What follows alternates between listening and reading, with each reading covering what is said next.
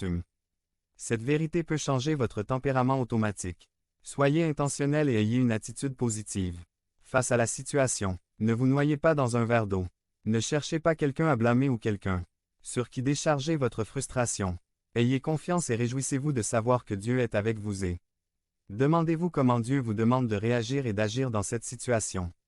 Si vous avez tendance à désespérer des situations de la vie, arrêtez-vous et faites confiance à Dieu.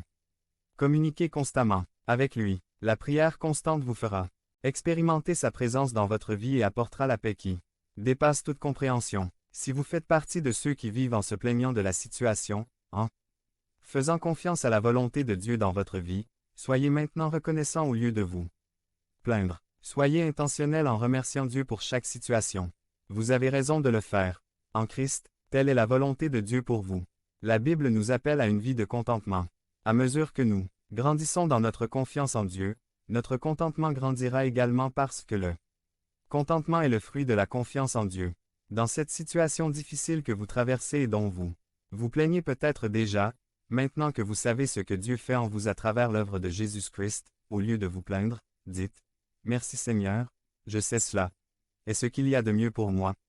Je te fais confiance Seigneur, je vais vivre pour plaire à Dieu. » Devenez membre de la chaîne et AIDEZNOUS à propager la parole de Dieu dans le monde entier. Psaume 16 mars 2024 P4 Confession des péchés résumés. Ce sermon est un modèle de confession des péchés. Le Saint-Esprit nous convainc de péché, nous donne la grâce de la foi pour confesser notre péché. Par Josué Martinez 1. Confession des péchés Psaume 51 Tout bon livre d'histoire contient des noms et des dates de mal. Cela pourrait-il également être vrai de la Bible?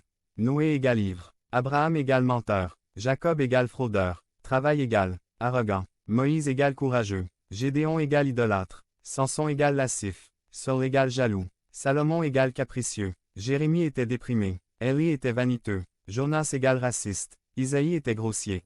Et si quelqu'un dit, eh bien, mais c'était à l'époque de l'Ancien Testament, mais les disciples du Christ étaient autrement.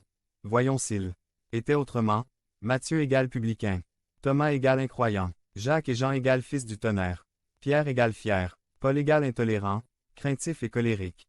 C'est pourquoi la Bible est le livre le plus marquant pour l'humanité car elle nous décrit très bien dans chacun de ces personnages si nous n'étions pas pécheurs, tout ce qui est ici. Le Bible serait sans conséquence.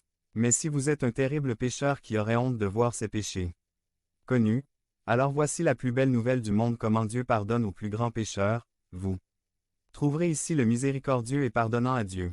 Le psaume 51 est un modèle de confession des péchés, fait par David, lorsqu'il